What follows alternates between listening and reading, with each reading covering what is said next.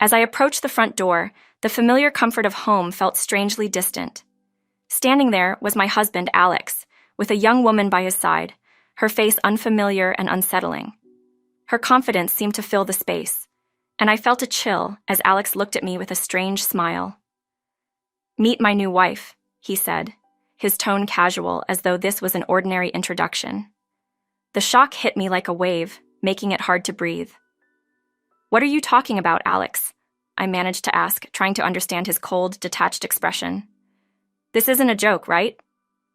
But his reply shattered my last hope. "No, it's real. I'm divorcing you. From now on, she and I will live here," he said, gesturing to the woman who gave me a dismissive look. The reality of the situation sunk in as he added, "You don't belong here anymore." I stumbled back, barely able to process what was happening. This was my home, our life, our memories. How could he toss it all away so easily?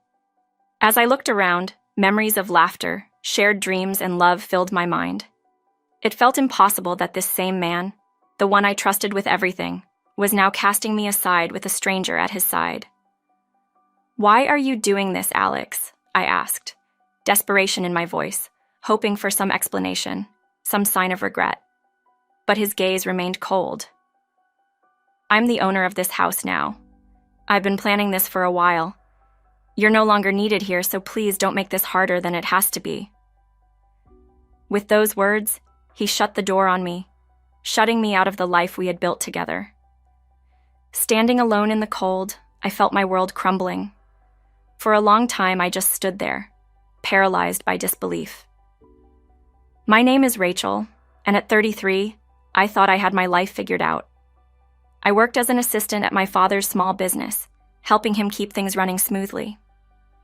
After my mother passed away, I took it upon myself to care for him and be the daughter he could rely on. Dad and I had a close bond, strengthened by years of shared memories and mutual support.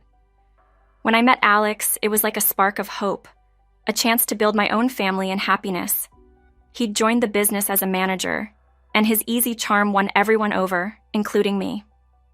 I fell hard, captivated by his kindness, dedication, and the sense of stability he brought into my life. But now, in the face of his betrayal, I realized that everything I had believed in was a lie. Left with nowhere else to go, I walked aimlessly through the streets, numb from the pain. My mind raced, trying to understand what had gone wrong. Who was this woman, and how long had he been planning this? Desperate and alone, I thought of the one person I could turn to, Alex's mother, Linda.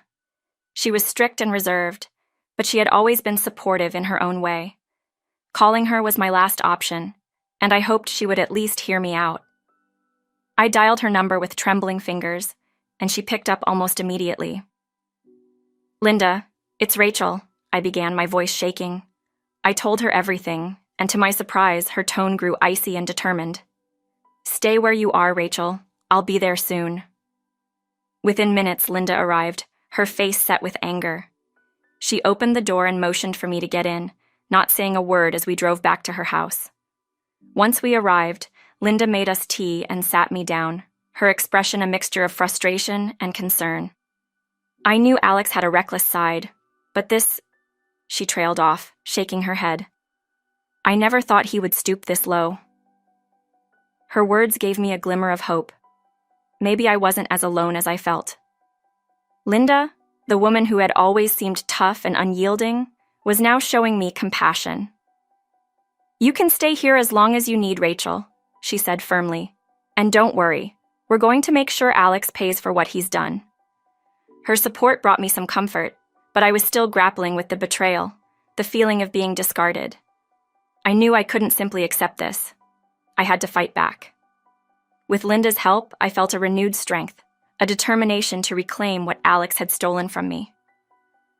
Over the next few days, Linda and I began to piece together the details of Alex's betrayal. She had connections and resources, and we used them to uncover the depth of his deception. It turned out Alex had been planning this takeover for months, quietly moving assets, manipulating accounts, and hiding information from both me and my father. It was clear he wanted control, not just of our home, but of everything my father and I had worked for. Linda was furious, and her anger became fuel for my own resolve. "We're not going to let him get away with this," she said, her eyes fierce.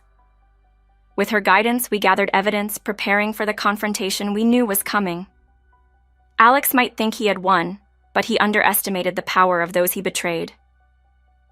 The day of the confrontation arrived. We drove to the house that had once been my sanctuary, my place of comfort and love. Linda's presence by my side gave me strength, her calm determination a stark contrast to the turmoil I felt inside. As we approached the door, Alex opened it, his face falling as he saw us standing together. "What are you two doing here?" he sneered, attempting to maintain control. Linda stepped forward, her voice cold. "We're here to set things straight, Alex. Let us in, or we'll take this to court." Reluctantly, he stepped aside, letting us in. His new wife sat on the couch, watching us with a mixture of curiosity and arrogance. But as Linda laid out our evidence, her expression changed. Linda's words were sharp, each one cutting through Alex's facade. "You thought you could get away with this?" she asked, her tone dripping with disdain. "Did you really believe no one would find out about your lies, your manipulation?" Alex tried to deflect, but Linda was relentless, presenting proof of his forged documents, his hidden bank accounts, and his betrayal. "You took everything from Rachel," she continued, "but that's over now. We're here to take back what's ours." Alex's new wife looked horrified, her smug confidence disappearing as the reality of his actions became clear. She had aligned herself with a man who had built his life on lies, and now the truth was crashing down around them both. As Linda confronted Alex, I watched him squirm under her scrutiny, his once cool demeanor crumbling. "You never cared about anyone but yourself, did you?" I asked, my voice steady but filled with hurt. "You took advantage of my trust, my love. But you're not going to win this time."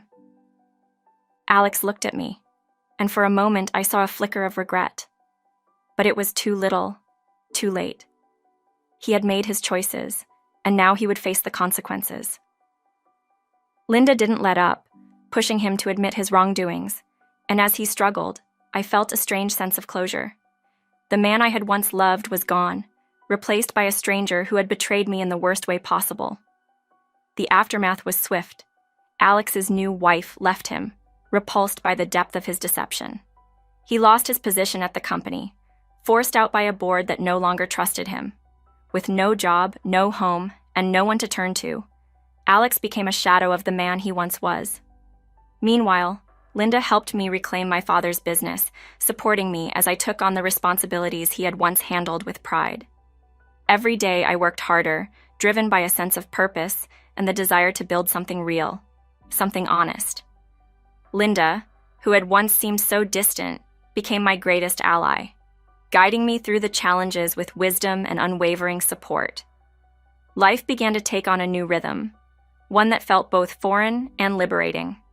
I had lost so much, but I had gained something far more valuable, my independence.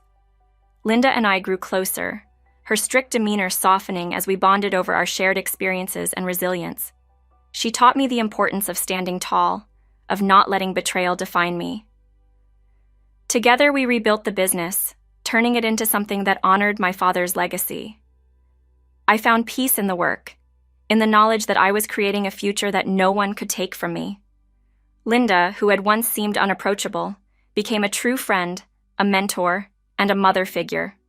Over time, the pain of betrayal faded, replaced by a sense of strength and clarity. I realized that Alex's actions, as devastating as they were, had led me to a path I might never have found on my own. I had Linda's support, a thriving business, and a newfound sense of self-worth. I was no longer the woman who had been cast aside. I was someone who had fought for her dignity, her family, and her future. I knew there would be challenges ahead, but I also knew that I was ready to face them. The scars of the past were a reminder of my journey, a testament to the resilience that had carried me through. In the end, I was grateful, not for the pain, but for the lessons it taught me. Linda's presence in my life had been a gift, one that transformed me in ways I hadn't expected. She showed me that family isn't always defined by blood, but by loyalty, trust, and love. Together, we continued to build a life grounded in these values, a life that honored my father's memory and our shared strength. As the years passed, I looked back on this chapter with pride, knowing that I had emerged stronger, wiser, and more resilient than ever. The betrayal had hurt, but it had also led me to a new beginning, one filled with hope, purpose, and the unwavering support of a family that truly cared.